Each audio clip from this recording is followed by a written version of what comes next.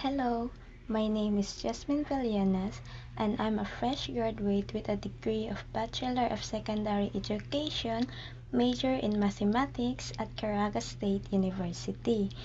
Teaching has always been my passion, and I wanted to create a classroom environment where students learn mathematics in a fun and engaging way. Throughout my college years, I was trained in both mathematical concepts and practical teaching strategies, especially for high school learners.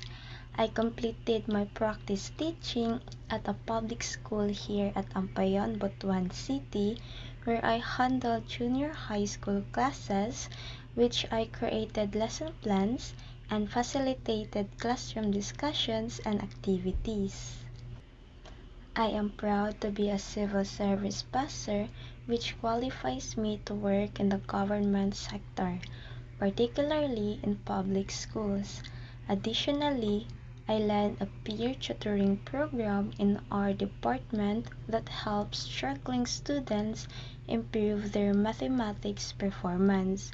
I was also recognized as one of the best demo teacher during our teaching demonstration finals, which strengthened my confidence in delivering clear and engaging lessons.